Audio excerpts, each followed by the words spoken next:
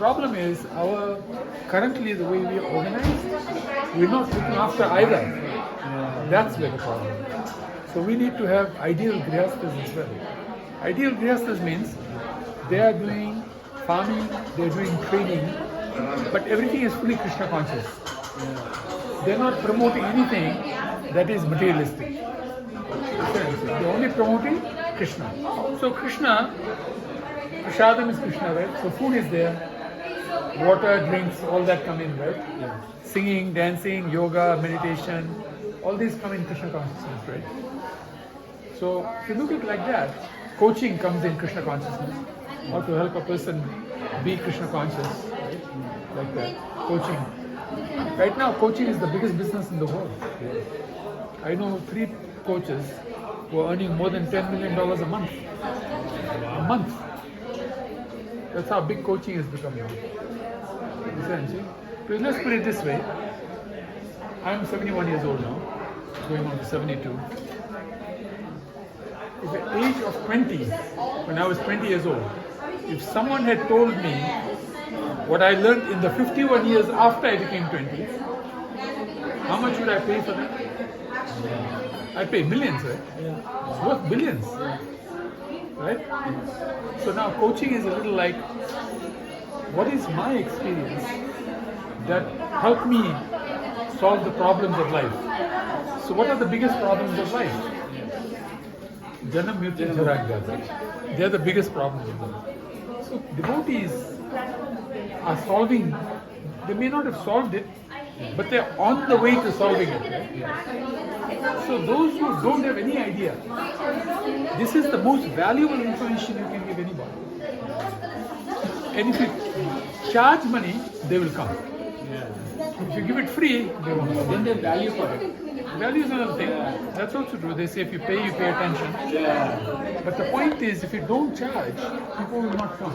So people think that if it is free, it must be worth nothing. They're giving free, so it's nothing, right? So they're giving free. So we have to learn now to start charging people. And at the same time, give scholarships to those who cannot afford. Give them scholarship. After all, we're doing it free anyway. Right now, all the lectures at the temple, free of charge. Right? Janmashtami, Radhashtami, anything, free of charge. See that?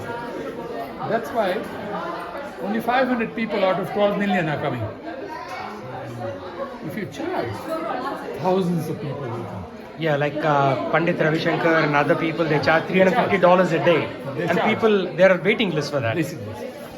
And what they teach has nothing of real value.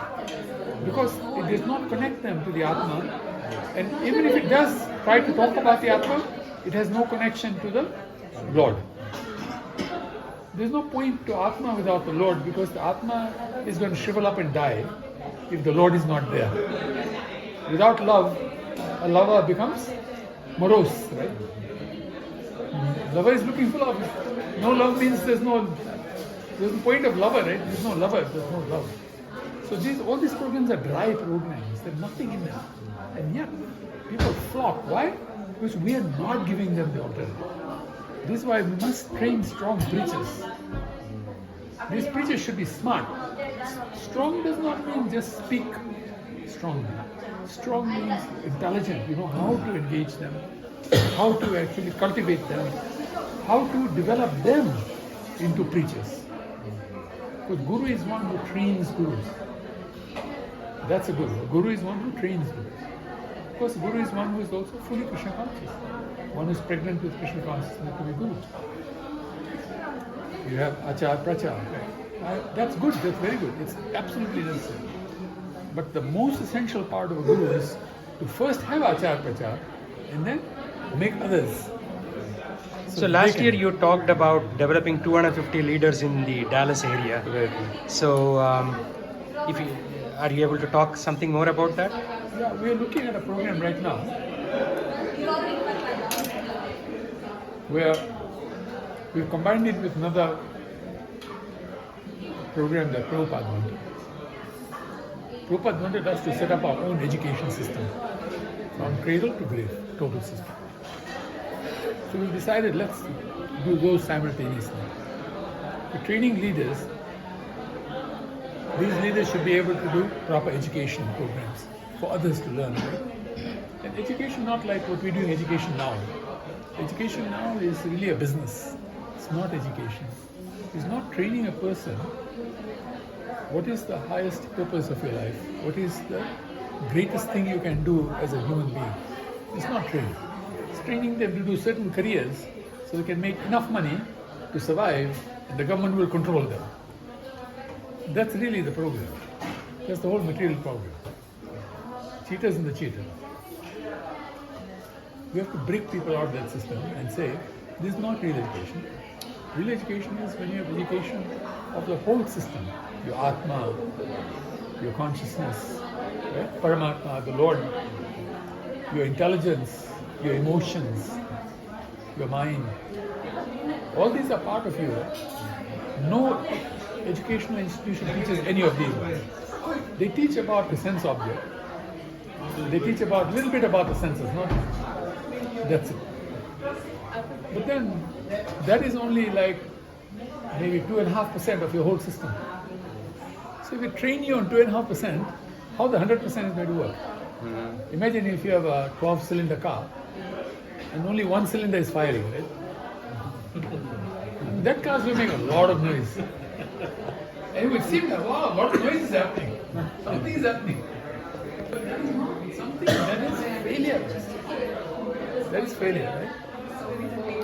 So our idea is let's teach people complete life of knowledge and happiness.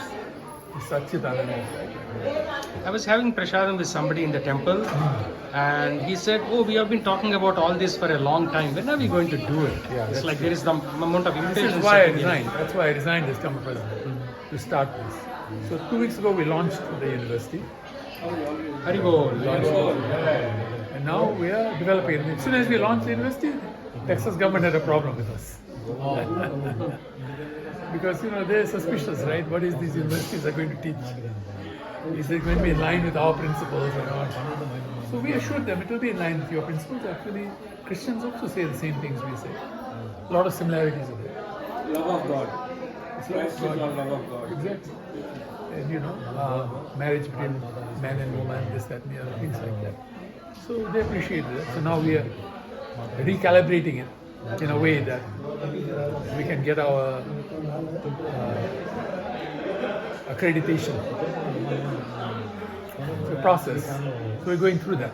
So in Oklahoma, there is a university called Bob Jones University, Christian University, and I keep hearing Christian Radio 103.3, and they have a lot of programming. They make dramas. Right. It's not just about hitting the Bible, but they use the indirect way, Yes. like two kids talking Yeah. and things like that.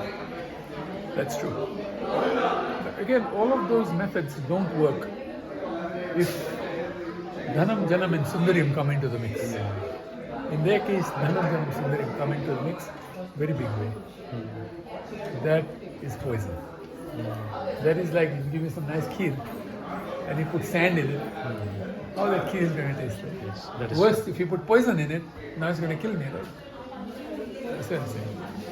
So, Krishna consciousness currently on the planet is the only one that is espousing pure devotion, pure love of God. Unfortunately, we as Hare Krishnas also are not practicing pure devotion. That is all. And when someone wants to practice, we brand them like fanatical, and so then what happens is that people think something wrong. But actually, it's not fanatical. Death can come at any moment. Are we ready? When we say that Krishna can see this person is only interested in me, he or she is not interested in anything of this world. Or when he looks into us, what will he see? Right? Outside we can say whatever we want to say. Inside what is happening is my Antar Nishtha, Bahir Lok Vyahar we say. Internally, Antar Nishtha, Bahir Lok Vyahar. Lok Vyahar means outside you deal with people like normal. But internally you should be completely fixed with Krishna. A very nice example. Prabhupada was giving a very nice lecture at one time in the Cross Maidan in Mumbai. 20,000-30,000 people listening to the class. After the program was over, Prabhupada was talking to his disciples on the stage, so an old man came onto the stage. He wanted to meet Prabhupada. So he came and he waited a little while until he can be introduced, right? They're talking, so you can't disturb, right? And he's hearing, Prabhupada is talking, telling them, every paisa that comes should be accounted properly like this, you know? We should do everything very systematically. He's talking bookkeeping pretty much to his disciples. So this old man could not hold it anymore. Sadhu, Sadhu, why are you talking bookkeeping? Leave it up to the accountant, right? You should be talking spiritual knowledge. Prabhupada didn't say anything. Prabhupada said, yes, come. So he came. Oh, you sit behind me, he said. I'll talk to you, but you sit behind me right now. I'm finished, then I'll talk. So then Prabhupada's talking, and then Prabhupada said, no, come closer. Put your ear right to my back. Come that close. Ears touching my back. So he came, ear touching the back. And after like half a minute, he got up and he ran. He paid his obeisance, full obeisance, and he ran away. The devotees thought, what happened? What happened to the guy, right?